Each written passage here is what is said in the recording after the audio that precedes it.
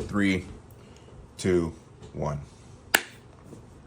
Well, good evening, everybody. Tonight we're going to be doing a long-term review on one of my favorite products as a cyclist. I also skate masters, and I'm a master cycling person. And I have a 2019 Trek Madone SLR9 ETAP, which I include a picture of. And that's all carbon fiber. And this is the exact type of kit that you want on this. So it's a 32-piece set. It goes from 2 nanometers all the way up to 20. Now, this is important because a lot of times when you're working on gear, you'll have a set that's between 2 and 10, 10 to 20, then one might go 20 to 50 or 20 to 30. It just really depends. So what's nice about this set, it's great for travel. It's got a good layout too, which I'll show you in a second. And you kind of like run the gamut for about 80% of everything you need in cycling. The other torque you would need for the rear cassette depends on what the torque is on that, and also the torque for your cranks. So this is what the case looks like. This is how it came in the mail. This is a great case. I really like this case. It's got a good feel to it. You could pretty much throw this anywhere. I would like to see metal over here, but it is what it is. These are really nice over here. Unclip just like that. And then my favorite part of the set will be in a second. So this is what the set looks like. This is just a certification of what it goes to. So it's within 3% accuracy, which is normal. This means it passed the test. These are the different values. So the 2 torque came in at 2.0, 12. I mean, you're barely off by tenths and hundredths over here. I mean, the biggest one was the 24 for the 24. So I'm sorry, this might go to 24 then. Let me just make sure here. Yeah, it just goes to 24, so that's even better. So typically wrenches like this go from 2 to 10, 10 to 20, and kind of like that 20 to 40 mark. So you pretty much can do almost everything you want to on a bike with this, less the ones for the crank and the cassette. So that's the certification. Here's everything in English. Kind of goes over everything. I'm not going to sit here and go over the instructions, but just give you some examples. I'll use the torque on this and also on a carbon fiber tripod for a couple of reasons. It's a great company, by the way. And this is what it looks like. So let me just take that out, put that to the side. This is my favorite part. The fact that you have everything over here, everything's laid out, you can see it. There's a lot of companies that don't do this. So you can pretty much just plug and play and grab. And also, what's also nice about this case is this kind of forces you, when you're done working on your bike, doesn't matter what it is, you have to put all the parts back. And if you're like me, you kind of get anal retentive when the parts aren't there. So anyway, that's pretty much it. You run the gamut with the star pieces all the way down to your adapter over here. And then you have another adapter over here, which is nice. I'll go over that. This is your basic other adapter. And then these are your big star pieces, your 10. You might be using this, for example, on a set of cranks, or you'd be using the adapter over here for that. But as far as that, you'll probably use either the 10, the 12, or just a normal 10 over here, which is really nice. Now, the reason why it's kind of a gold color, this tends to strengthen the actual tool itself and the bit. So basically when you're working on a lot of stuff, especially carbon fiber, it's not going to strip out as easier as a lower quality when it comes from that perspective. So you get 6, 7, 8, 1/4, 10, and 13. Again, this pretty much like runs the gamut of everything you need. Here's the torque wrench itself. Got a good feel in the hand to it. The only thing I don't like is the fact that you pretty much have to go like this in order to see the numbers. So it's 24 on the side over here, and it goes all the way up to 22. Now, what's really nice is you can micro adjust everything. So just need to look at where you're at. So for example, right now we're at, just get a good reading here. We're at basically 2.4, like, so right around there. You're like 2.4 literally. And this is how you would adjust it from the small perspective. And that's if you want to get into it, and then you just feel the clicking over there. You take this down, put that in. That's the bottom over there. What's really nice about this is you could actually store some things in here if you really wanted to, but that's just to take everything apart. But it's a nice little option to have that I didn't know about until right now. I just thought it was loose for some other reason. Here's a torque wrench from the top, back and forth. Torque wrench from the side over there. And then it's just the model number, serial number. And again, all this over here. What I would like to see is this in either black or white so you can see the contrast more. So it just really depends, but it is kind of hard to see depending on the light that you're in. So if you don't have a lot of light shining down like I do right now from an LED, it's going to be a lot easier. So we're going to torque this, and then we're going to torque this. Let me just put this really low because those things aren't torqued too much. Get it down to the lowest setting. And so right now you're all the way at, you're not at 2 yet. As soon as you hit this line over here for the 2 in the center, that's when you know you're exactly on 2.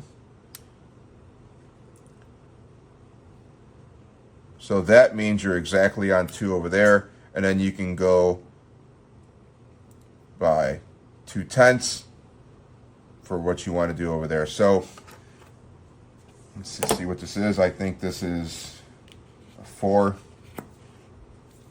This is just a grip for a iPhone camera mount. So you got that over there. Put this on. So what you're looking for is the audible click. Now the reason why I like the old school ones better versus the newer digital ones is you're just getting a beep. With these, you're actually getting the feel in your hand of the audible click. When you're going as low as 2, the audible click might not be as pronounced as something like a 10 or a 20. So we'll just put that in just like that. Put the button down so it doesn't go out, and that's how you release that. I think I'm loosening this up now. Hold on.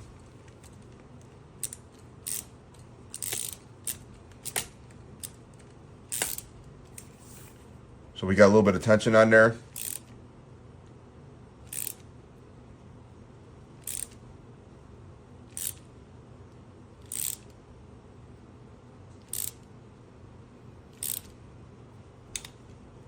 That's the click right there. There you go.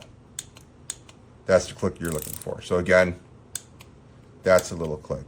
This has got a really good click to it. Some torque wrenches, when it goes really low, it's kind of hard to feel, especially if the torque wrench is smaller.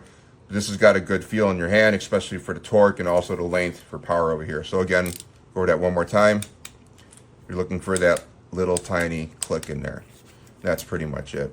So I'm not going to do it on this one because these are actually kind of a pain to get torqued right. But if you wanted to do it, I'm not sure what the torque is on this. But again, you can go as low as 2. 2 is the lowest you can go, and you can go again up to 24. So again, what I really like about this kit is just the carbon fiber layout of everything. If you're going to be getting this dirty, it's really easy to wipe off. It's got a great look to it.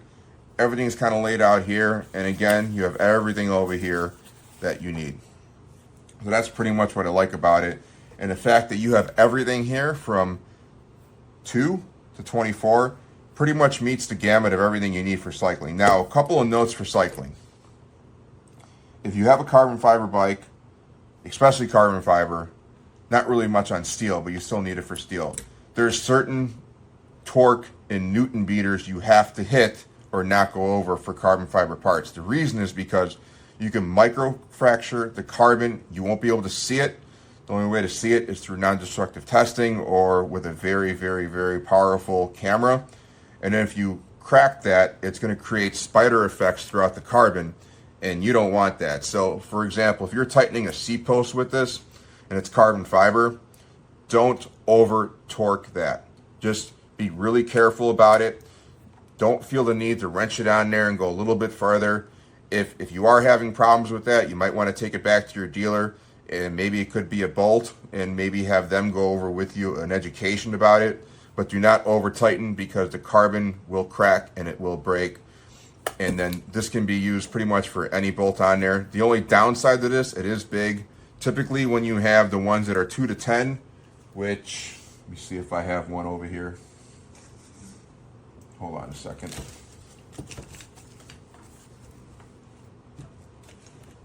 Yeah, hold on one second. So this is unbranded, but this is a 2 to 10 right here. This is a 2 to 24 to give you an idea. This is just nicer if you have it in your hand and you're trying to get into those tight spots, especially around handlebars, maybe around bottle cages, or anywhere, near disc brakes. It just really depends. So this is just a difference of a 2x10, and this is typical for a 2x10, and this is typical size for a 2 to 24. That's pretty much it, guys. Hopefully you enjoyed the presentation. Here is a video review of a GOYOJO torque wrench set. Here is the box the wrench comes in. It's really nice. I really like that. And as you can see, there is a range, instructions, calibration certificate, extension, and most commonly used socket heads. Pretty much fits most of the vehicle lugs. Here, as you can see, the scale actually has two. It has standard foot-pound scale, and it also has metric Newton meter scale on the other side, which is very convenient, and there is even written conversion factor between those two in case you need to calculate it yourself to convert whatever. So yeah, there is very little ring you need to pull in order to rotate that torque knot. So you can then set torque required. Here is the calibration certificate. And here I'm just trying to tighten lug nuts on my utility trailer wheel, and now you will just hear how it clicks.